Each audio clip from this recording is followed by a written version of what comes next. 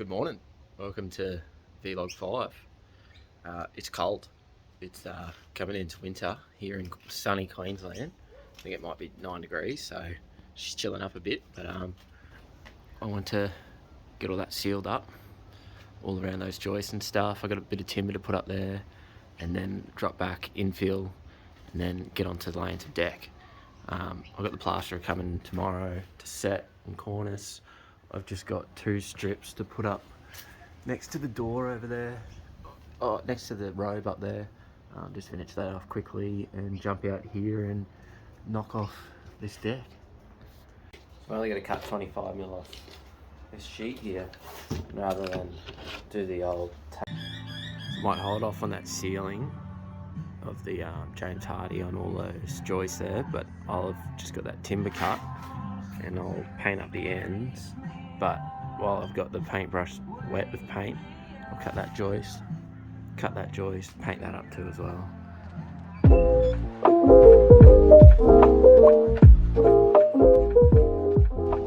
Just cut back those M12 rods and some spray on there, some gal spray.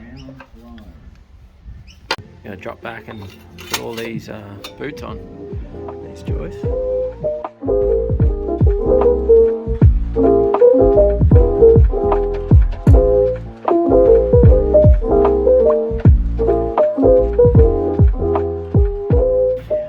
Just finished off nailing them, except for one.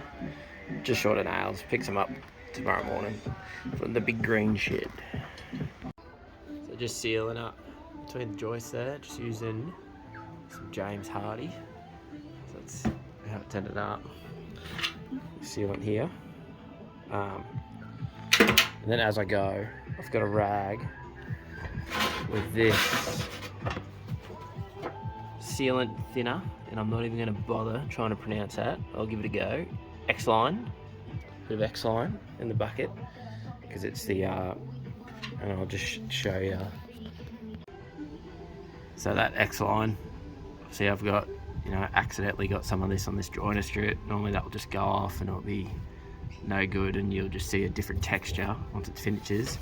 But this oil, or this sealant thinner, it will fully get rid of it while it's wet. So just as I'm going, as I'm fingering off all of the joins there, I'll just use that rag and clean off all the joiner strips and anywhere on the timber as well, and then that way I don't have different textures once it's painted.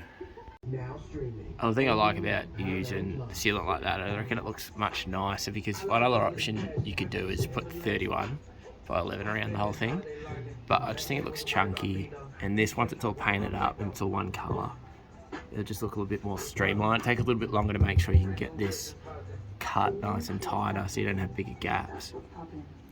But as well, I believe it gets a bit more watertight, because if you put 31 by 11 around here, you have to take time to seal around it anyways. If you're going to do it properly, you can get it watertight. So I actually think this is a little bit quicker, and you're not using timber. So timber will deteriorate faster and have to replace, but with James Hardy sealant and the fibre cement, it should last longer than putting 31 by 11 around it. Just for this section here, I want something for the decking board to sit on in here, so I'll just put a block in there, put a batten screw on another block in there, and then that will support that little section there. Another handy tip I like doing when I'm putting joists in by myself is just put a nail on top like that, overhang it, like I've done all the way around there, and I'll hold it in place just like a second set of hands. And the subfloor's done. Oh yeah, in this corner here we've just done all that block in there just to pick it up at the top, and just get ready to chuck some decking boards down.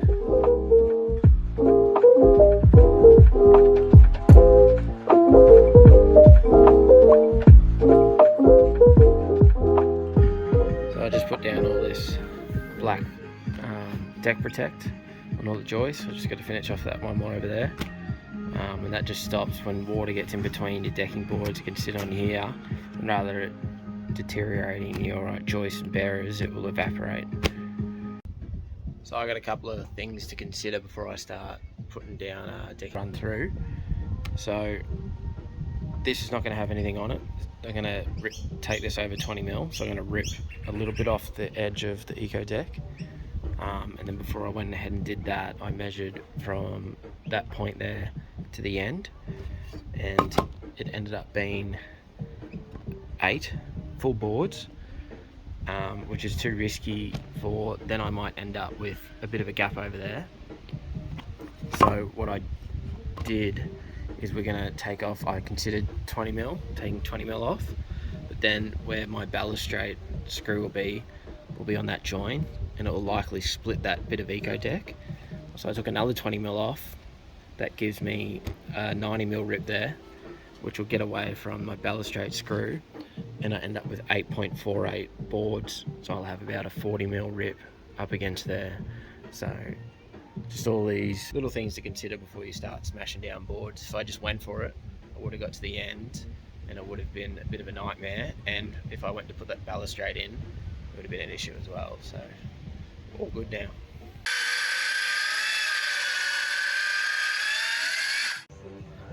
I was just ripping and I got about a quarter of the way and I realised my base of my circular saw was just making a mark as I was going, but I've tested it a bit further down and it's not anymore. I must have had a rock or something under it, so I'll just, it's a bugger, but I won't be able to use this one. Might be able to use it at the end of the rip might be there, so fingers crossed. So I've ripped that down, and now just to get rid of that sharp edge, I'll run the trimmer through a 6 mil round bit there, and that'll just give that a nice edge to finish.